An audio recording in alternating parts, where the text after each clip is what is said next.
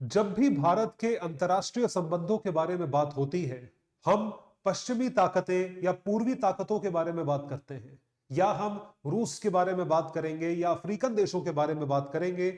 लेकिन एक बहुत महत्वपूर्ण देश है जिसके भारत ने अपने संबंध बना के रखे हैं, लेकिन उसके बारे में चर्चा ज्यादा नहीं होती है। आज हम चर्चा करेंगे उसी देश के बारे में। Ladies and gentleman, boys and girls, मैं हूं आपका दोस्त, host, educator, mentor Sanghi sir, और आप सभी का स्वागत करता हूं रीच यूपीएससी पर। एक नया प्लेटफॉर्म है, नई शुरुआत है सिर्फ और सिर्फ आप लोगों के लिए। तो जरूर चैनल को सब्सक्राइब करें और बेल बटन को दबाएं ताकि आप हमसे कोई भी अपडेट्स को मिस ना करें। जैसा आप देख सकते हैं, चर्चा हो रही है, जी हां, सही सोचा आपने, चर्चा हो रही है ओमान के बारे में। ओमान गल्फ कंट्रीज का एक स्पेसिफिक देश है जो कि स्ट्रेटेजिकली बहुत अच्छी पोजीशन पे लोकेटेड है। तो इसके बारे में चर्चा इसलिए हो रही है क्योंकि इस देश के, ओमान के जो सुल्तान हैं, वो भारत की स्टेट विजिट पे थे। The head of the state of Oman was on a state visit to India in the last couple of days. और तब ओमान के इंटरनेशनल रिलेशंस जो हैं, या ओमान के साथ जो हमारे बायलैटरल रिलेशंस हैं, वो चीज लाइमलाइट में आई। ओमान की जो ज्योग्राफी है वो स्पेसिफिकली ऐसी जगह लोकेटेड है कि हमारे लिए स्ट्रेटेजिकली वो एक बहुत बहुत ज्यादा जरूरी रीजन है। आप इसकी ज्योग्राफी को देखिए। So have a look at this geography. ये ग्लोबल मैप है, ये भारत है, दिस इज इंडिया। और अरेबियन पेनिनसुला का जो आप रीजन देख पा रहे हैं, ये पूरा अरेबियन पेनिनसुला है, और यहां पे सारी गल्फ कंट्रीज पड़ती है। तो ये आप देख पा रहे हैं, यहां पे सारी गल्फ कंट्रीज पड़ती है। ये सऊदी अरेबिया है, केएसए भी कहा जाता है, किंगडम ऑफ सऊदी अरेबिया। ये बीच में यूएई है, और ये जो ग्रीन पोर्शन आप देख रहे हैं, ये ओमान है, दिस इज ओमान। तो ओमान अरेबियन पेनिनसुला के कस्प पे पड़ता है, और आप देख सकते हैं भारत से कितना क्लोज है। How close is Oman to India. तो ओमान की स्ट्रेटेजिक इंपॉर्टेंस को, या ज्योग्राफिकल स्ट्रेटेजिक इंपॉर्टेंस को देखते हुए हम ओमान को समझते हैं, और इस वजह से ओमान के साथ हमारे संबंध काफी अच्छे हैं। ओमान के जो सुल्तान हैं, उनका नाम है हैताम बिन तारिक। इन्होंने स्टेट विजिट करी, और ये सक्सेसर है, इन्होंने सक्सीड करा है सुल्तान काबूस को, जिनकी मृत्यु हो गई थी 2022 में। सो ओमान, जिसका ऑफिशियल नाम है सल्तनत ऑफ ओमान, जैसे हमारे देश का नाम है रिपब्लिक ऑफ इंडिया, उसको कहा जाता है सल्तनत of Oman, is a country located on south eastern coast of Arabian peninsula. तो ये सबसे पुराना नेबर, पड़ोसी मुल्क है to India in the Arabian gulf region. तो ये जो पूरा अरेबियन गल्फ रीजन आप देख रहे हैं, ये पूरा गल्फ रीजन है भारत का सबसे पुराना नेबर या पड़ोसी मुल्क है। कितना पुराना है ये जानने के लिए आपको लेकर चलते हैं ओमान के इतिहास में। तो हिस्टोरिकल पर्सपेक्टिव जो है ओमान का, वो जाता है 3rd सेंचुरी बीसी में, 300 बीसी। आप सभी ने इंडस वैली सिविलाइजेशन के बारे में सुना होगा। आप सभी ने जो है इंडिया के हिस्टोरिकल टाइज और ट्रेड के बारे में सुना होगा, चाहे वो अफ्रीकन देशों के साथ हो, चाहे वो मेसोपोटामिया के साथ हो, चाहे वो यूरोपियन देशों के साथ हो। तो भारत जो है वो ग्लोबल एक्सपोर्टर हुआ करता था। तो उसी में से एक देश था ओमान, जिसके साथ भारत का बहुत मैसिव ट्रेड था ज्योग्राफी के रिगार्डिंग, क्योंकि वो भारत के बहुत पास था। गुजरात का जो पोर्ट है लोथल पोर्ट, प्लस जो आपका मालाबार कोस्ट है, केरला का कोस्ट, वहां से बहुत मैसिवली ओमान और भारत के बीच में ट्रेड हुआ करता था। So we had control. So it dates back to the 3rd century BC. Oman having track links with India through Gujarat and the Malabar coast. उसके बाद 3rd सेंचुरी बीसी से अगर हम फास्ट फॉरवर्ड करें, जब ब्रिटिश रूल चला भारत में, तो ब्रिटिश रूल को डिवाइड करा गया था 3 प्रेसिडेंसीज में, जो आप जानते हैं, presidency of Calcutta, Bombay and Madras. जो प्रेसिडेंसी ऑफ बॉम्बे है, उस प्रेसिडेंसी ऑफ बॉम्बे को रिस्पॉन्सिबिलिटी दी गई थी कि आप भी ओमान को रेगुलेट करोगे, यानी कि ओमान के जो अफेयर्स हैं वो प्रेसिडेंसी ऑफ बॉम्बे के जो वाइसरॉय हैं या गवर्नर जनरल हैं वो मैनेज करेंगे। तो ये भी ब्रिटिश ऑक्यूपेशन में था, वो भी ब्रिटिश ऑक्यूपेशन में था, तो इसके द्वारा जो है आप उसे मैनेज करेंगे। So British rule in India, Bombay presidency controlled Oman before the British empire. ये चीज करी गई। जब भारत को आजादी मिली उसके बाद ओमान को आजादी मिली सन 1951 में। 1958 में हमने ट्रेड लिंक्स को वापस एस्टैब्लिश करा ओमान के साथ, क्योंकि ज्योग्राफी, भूगोल तो सेम ही रहेगा, ओमान हमेशा भारत के पास रहेगा। So with Oman had control over the Pakistani port of Gwadar. Gwadar port पे भी ओमान का कंट्रोल था, यानी कि ब्रिटिश ओमान का कंट्रोल था। और सन 1958 में पाकिस्तान ने ग्वादार पोर्ट को ओमान से खरीदा। इसकी पेमेंट आज तक पूरी नहीं हुई है, they haven't paid the entire money to them. तो पाकिस्तान बताइए इस पे भी डिफॉल्ट कर गया, जो पोर्ट 1958 में खरीदा गया था। सिंस 1993, 1993 से भारत और ओमान के रिलेशंस जो हैं वो एक दूसरे लेवल पे पहुंचे, जब हमने बायलैटरल एक्सरसाइजेस, डिफेंस एक्सरसाइजेस शुरू करवाई, जिसमें से सबसे पॉपुलर डिफेंस एक्सरसाइज है नेवल एक्सरसाइज, उसका नाम है नसीम अल बहार। नसीम अल बहार, जो कि वेव ऑफ ओशंस जिसका मतलब होता है, उस चीज को लेकर नेवल एक्सरसाइज को शुरू करवाया। देखिए, डिफेंस एक्सरसाइजेस होना इस बात का एक प्रूफ है, या इस बात का एक एविडेंस है कि भाई हम आपके देश के साथ निजी संबंध मेंटेन करना चाहते हैं। तभी भारत जिन देशों के साथ डिफेंस एक्सरसाइजेस करवाता है, तो वो देश भारत के, आप किसी भी कंट्री के साथ एग्जांपल लीजिए, सिंगापुर के साथ, वियतनाम के साथ, कंबोडिया के साथ, ऑस्ट्रेलिया के साथ, यूएस के साथ, तो हमारे रिलेशंस बहुत क्लोज है, क्योंकि वो जो जॉइंट एक्सरसाइजेस होती हैं उसमें एक्सचेंज होता है कई सारी चीजों का। उसमें डिफेंस टैक्टिक्स होती है, टेक्नोलॉजी होती है, नो हाउ होता है, आप चीजों को सिखाते हो, सीखते हो। So it's a very close camaraderie between countries. In 2018, अभी हाल ही में, India secured access to facilities, और ये जो पोर्ट है जिसमें हमने फैसिलिटीज का एक्सेस करा है, ये स्ट्रेटेजिकली बिल्कुल पॉइंट पे एक पोर्ट टिका हुआ है, जिसको कहा जाता है दुकुम पोर्ट। सो दुकुम पोर्ट पे हमने एक्सेस करा, और आज की डेट में भारत की नेवल वेसल्स जो है वो दुकुम पोर्ट पे डॉक होती हैं। वो स्ट्रेटेजिकली कितना इंपॉर्टेंट पोर्ट है, ये आपको दिखाते हैं इस डायग्राम के थ्रू। ये देखिए, ये ओमान है जो ग्रीन वाला पोर्शन है, ये अरेबियन सी है, और ये जो है ये दुकुम पोर्ट है।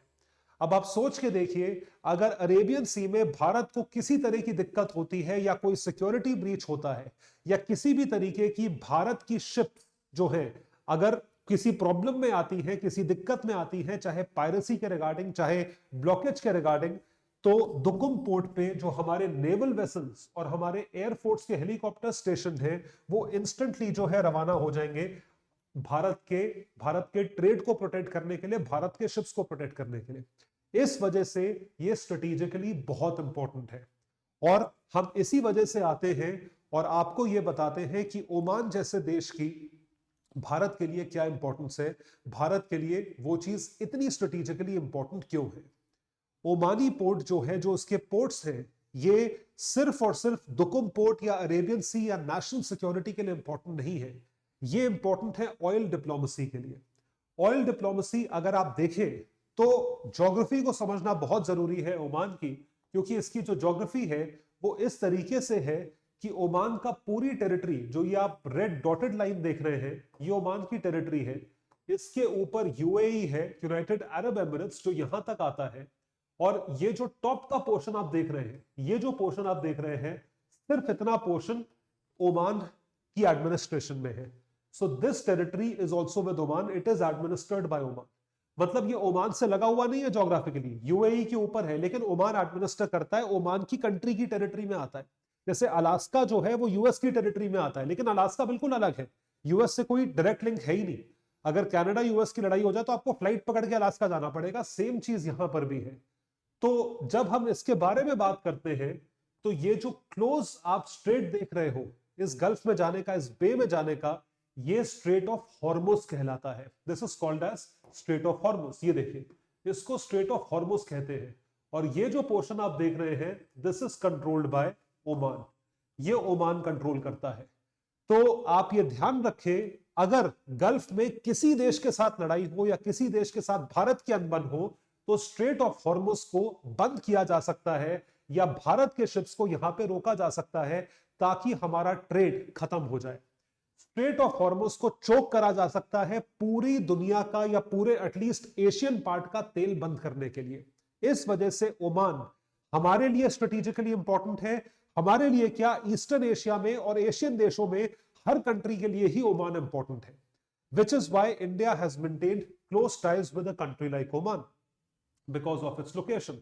So, the abutting the coastline along the Arabian Sea as well as the Gulf of Oman leading into Persian Gulf. तो वो पर्शियन गल्फ में जाता है, ये पूरा पर्शियन गल्फ रीजन है आपका, इसके अंदर जाता है। तो आप देख सकते हैं कि इस पूरे रीजन में and towards the Gulf of Aden, Oman's location is of utmost strategic importance to India. और इसका जो प्रूफ है वो प्रूफ हमें समझ में आया था जब पर्शियन क्राइसिस हुई थी 2019 में, जब यूएस ने ईरान के ऊपर सैंक्शंस लगा दिए थे 2018-19 में ईरान के न्यूक्लियर प्रोग्राम की वजह से। तो अगर आपको ईरान की बात बताएं तो आप ये देख सकते हैं ऊपर जो है ये ईरान है और ओमान है जो कि स्ट्रेट ऑफ हॉर्मुज के आसपास पड़ते हैं। तो कल को ईरान को अगर कोई भी तेल सप्लाई रोकना हो या ईरान के साथ किसी की लड़ाई हो जाए, मान लीजिए भारत की लड़ाई हो गई, तो वो स्ट्रेट ऑफ हॉर्मुज को चोक कर सकता है। लेकिन अगर हमारे ओमान के साथ संबंध अच्छे हैं तो ओमान ये होने नहीं देगा, इंडिया के शिप्स को हमेशा क्लियर करेगा। This is why this is strategically very important for India. उसके साथ साथ सऊदी एंड यूएई जो कि गल्फ में कंट्रीज पड़ती हैं, Oman completes the trio of key strategic partners of India in the gulf region. जो तिगड़ी है उसकी वो बनती है तीनों देशों से, उसमें ओमान बहुत इंपॉर्टेंट है। तो किंगडम ऑफ सऊदी अरेबिया है, यूएई तो है ही, और उसके साथ साथ ओमान भी है। तो इस वजह से सुल्तान ऑफ ओमान जो है वो भारत को बहुत मानते हैं, क्योंकि भारत ने हमेशा ओमान को हर चीज में सपोर्ट करा है। और सपोर्ट का सबसे बड़ा प्रूफ है कि ओमान G20 का मेंबर ना होते हुए भी एज अ गेस्ट इस बार जब भारत में G20 समिट हुआ तो ओमान के सुल्तान को स्पेशली इनवाइट किया गया था, क्योंकि जो देश G20 समिट होस्ट करता है वो अपनी कंट्री में एज गेस्ट किसी और कंट्री के स्टेट हेड को बुला सकता है, और भारत ने ओमान को वो इज्जत या वो दर्जा दिया। The ruling family of Oman has always has a strong connection with India, और ये इस बात का प्रूफ है। सो ये जो पीपल टू पीपल कॉन्टैक्ट है, ट्रेड टाइज है, और उसके साथ साथ ओमान में तकरीबन 7 लाख भारतीय काम करते हैं, जिसको आप डायस्पोरा कहते हो। 7 lakh people of Indian origin work in Oman, which is also why Oman is extremely important. उसके साथ साथ अब आपको ये बताते हैं, पोस्ट इंडिपेंडेंस जब कोल्ड वॉर चल रहा था, जब दुनिया जो थी बाइपोलर थी, ये वेस्ट और ईस्ट में डिवाइडेड थी, 2 पोल्स में डिवाइडेड थी, तो उस टाइम पे गल्फ कंट्रीज जो है वो प्लेग्राउंड हुआ करता था, इन लोगों का प्लेग्राउंड हुआ करता था। तब तक तेल मिला नहीं था, तो उस टाइम पे भी ओमान जो है वो भारत को सपोर्ट करता था हर चीज में। नॉन अलाइनमेंट मूवमेंट में भारत को सपोर्ट करता था, भारत के इनिशिएटिव्स में भारत को सपोर्ट करता था, जो कि सपोर्ट उस वक्त हमारे लिए बहुत जरूरी था। Oman was a cheerleader of India as well as a supporter, a younger brother of India towards India, and was often soft and supportive of Pakistan. Pakistan के लिए भी सपोर्टिव था, लेकिन it was ambivalent towards India. Oman ने हमेशा भारत के लिए अपने दरवाजे जो हैं वो खोल के रखे। ये एक बहुत जरूरी चीज है कि आपके लिए कोई कंट्री अवेलेबल है, कल को कोई क्राइसिस हो आप उस पर रिलाय कर सकते हो, डिपेंड कर सकते हो। यूएस पे आप डिपेंड नहीं कर सकते, यूएस कभी भी दरवाजे बंद कर लेगा, कभी भी खोल देगा। ओमान पे आप रिलाय कर सकते हो, इजराइल पर आप रिलाय कर सकते हो। उसके साथ साथ जब गल्फ देशों में देखा जाए तो गल्फ देशों में कई सारी इंस्टेबिलिटीज हुई, ईरान वॉर, इराक वॉर, ठीक है, सऊदी अरेबिया से वहाबियज्म जो है वो एक्सपोर्ट हुआ पूरी दुनिया में, एक्सट्रीमिज्म जिसे हम बोलते हैं, पाकिस्तान में, अफगानिस्तान में और कई सारे देशों में, यूरोपियन देशों में। तो अभी आप देख रहे हो पेरिस वगैरह में कितने सारे अटैक्स होते हैं। तो उस चीज में जब ये सारी चीजें हो रही थी उन सारी कंट्रीज में, ईरान में, इराक में, कुवैत में, सऊदी में, लेकिन इन सारी चीजों के बीच में ओमान वाज एब्सोल्युटली स्टेबल। ये भी एक बहुत बड़ी चीज है कि कौन सी कंट्री स्टेबल है, कौन सी कंट्री पीसफुल है। इट ऑलवेज मेंटेन पीस, और वो बाकी चीजों से अनअफेक्टेड रहा, मतलब अपने आप को उसने इंसुलेट करके रखा। होने को वो भी रेडिकलाइज हो सकता था। So followed moderation and mediation policy, including a policy of deliberate neutrality in dealing with regional conflicts. इस चीज से उसने डील करा। The pragmatic approach with Iran and West ensured Strait of Hormuz is not closed. जब Persian crisis हुई थी 2019 में, जैसा मैंने आपको बताया, तो ईरान बंद कर सकता था। यूएस और ईरान की जब वॉर हुई थी, क्योंकि ईरान का न्यूक्लियर प्रोग्राम वो बंद नहीं कर रहे थे, तो JCPOA के तहत ईरान के ऊपर सैंक्शंस लगाए। अगर यूएस चाहता, ईरान चाहता, तो वो स्ट्रेट ऑफ हॉर्मुज बंद कर सकते थे, लेकिन ओमान ने बंद नहीं होने दिया। ये भारत की जीत है, is not closed even during the Persian crisis. ये तो पूरी एशिया का तो तेल बंद होता, हमारी इकोनॉमी बैठ जाती। सो नेवर बॉयकॉटेड कतर, उन्होंने कतर को बॉयकॉट नहीं करा। इस वजह से आप ये समझ के चले, Israeli prime minister Benjamin Netanyahu ने जो है ओमान का स्टेट विजिट करा, सरप्राइज विजिट दिया 2018 में, जिसकी वजह से ओमान की इंपॉर्टेंस जो है वो पता चलती है। और इसी बेसिस पे भारत और ओमान ने अपनी स्ट्रेटेजिक पार्टनरशिप को डेवलप करा है बहुत सारे सालों में, जिसे मनमोहन सिंह द्वारा नाम दिया गया था a partnership of shared and mutual trust. Mutual trust है, यानी कि आपसी संबंध जो है वो भरोसे पे है और हमारे इंटरेस्ट भी सेम है। ये हुआ था सन 2008 में, जब डॉक्टर मनमोहन सिंह प्रधानमंत्री थे। तो strategic partnership was signed on two pillars, mutual trust and shared interest. और जैसा मैंने आपको बताया कि as a guest country invite किया गया था दिल्ली में G20 समिट के दौरान, ये अपने आप में एक बहुत बड़ा प्रूफ है कि आपने कितने अच्छे से ओमान के साथ अपने टाइज को मेंटेन करा है। और ओमान पहला ऐसा गल्फ देश है with which 3 wings of India's defense forces hold joint exercises। पहला ऐसा गल्फ कंट्री है, ऑल मतलब आर्मी, नेवी, एयरफोर्स तीनों की जॉइंट एक्सरसाइजेस और कई देशों के साथ हो रही है, गल्फ में सिर्फ ओमान के साथ होती है, which is also a big win। It is a defense diplomacy हम प्रैक्टिस करते हैं। 1213 से Indian naval ship has remained on duty in the gulf of Oman for anti piracy operations. इसकी वजह से हमारा जो ट्रेड है वो सेफ है। Both countries have cooperated in ensuring maritime security in the Indian ocean region. इस चीज को हमने सिक्योर करा हुआ है मैरिटाइम रीजन के लिए। तो अब आप ये चीज ध्यान रख सकते हैं, चाहे उस स्पेसिफिक जगह हो, चाहे किसी भी तरह का जो एंटी पायरेसी ऑपरेशंस को कंडक्ट करने के लिए हो, चाहे सेफ्टी के लिए हो, ये जो पार्टनरशिप है हर एंगल से है। डिफेंस के लिए, ट्रेड के लिए, ट्रेड के भी आपको फिगर्स बताता हूं। ये सारी चीजों को मद्देनजर रखते हुए इस पार्टनरशिप को हम मल्टी फैसेटेड पार्टनरशिप कहते हैं। आपको बताते हैं ट्रेड के बारे में। भारत और ओमान के बीच में जो बायलैटरल ट्रेड की वैल्यू है वो तकरीबन $12.5 बिलियन की है। उसके सिवा जो बिजनेस, क्रॉस बिजनेस होता है और एफडीआई इन्वेस्टमेंट्स होती हैं ओमान से इंडिया और इंडिया से ओमान, वो तकरीबन $7.5 बिलियन की है। तो जेवी है, जॉइंट वेंचर दोनों देशों के बीच में बना है। India is the second largest market for Oman crude oil export after China. मतलब हम सबसे बड़ा मार्केट है ओमान के लिए। तो इस वजह से भी हम ओमान को काफी बिजनेस देते हैं और चीन भी बिजनेस देता है। तो जहां पे इंडिया का इंटरेस्ट है वहां चाइना का भी इंटरेस्ट है, और चाइना का तो वैसे तेल वाली कंट्रीज में सबका इंटरेस्ट है, तो चीन भी वहीं आएगा। तो इस वजह से जो है हमें इंडिया को और ज्यादा इंटरेस्ट मेंटेन करना है, क्योंकि इंडिया ओमान के पास है, चाइना बहुत दूर है। चाइना को पहुंचने के लिए काफी जद्दोजहद करनी पड़ेगी, because it is geographically at a disadvantage. तो अगर इसको इकोनॉमिकली भी देखा जाए तो भारत ने जो है रुपे कार्ड, जो भारत का एक तरीके से जैसे यूएस का मास्टर कार्ड और वीजा है और पूरी दुनिया में एक्सेप्टेबल है, तो इंडिया का इंडिजिनस जो कार्ड है वो रुपे कंपनी का है। रुपे डेबिट कार्ड जो है वो ओमान में लॉन्च हुआ, ये भी एक डिप्लोमेटिक विन है। With a futuristic plan of says, south Asian gas enterprise, जो 2-3 देशों के बीच में साइन हुआ था, 1400 किलोमीटर की deep sea pipeline from Oman to India to transfer gas, कि हम गैस यानी कि ऑयल को ट्रांसफर कर सके ओमान से भारत तक। ये बहुत बड़ी विन होगी अगर ये बन जाए, लेकिन ये जो प्रोजेक्ट है ये अभी उतना एप्लीकेबल नहीं है। This is not very applicable because of IMEC, India middle east European corridor. इसका जो रोड मैप है आप देख सकते हैं, भारत से जबल अली पोर्ट, ये स्ट्रेट ऑफ हॉर्मुज में है, यहां से सऊदी और सऊदी से होते हुए इजराइल से होते हुए जो है ग्रीस तक पहुंचेगा। तो ये आईमेक कॉरिडोर है। तो आईमेक कॉरिडोर की तरह ही हम क्या सोच रहे हैं कि यहां से ओमान से भारत तक जो है एक 1400 किलोमीटर लंबी पाइपलाइन बिछाई जाए। लेकिन अभी यह प्रोजेक्ट जो है ये एक तरीके से it is in a cold zone, ठंडे बस्ते में पड़ा हुआ है।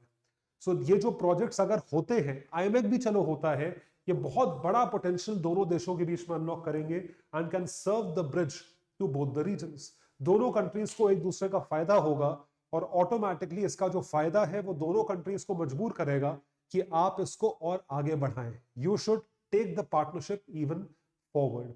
तो इससे पहले चाइना ओमान का फायदा उठाए one belt one road initiative के द्वारा भारत को कुछ चीजें ओमान को भी ऑफर करनी चाहिए, रादर करनी पड़ेंगी।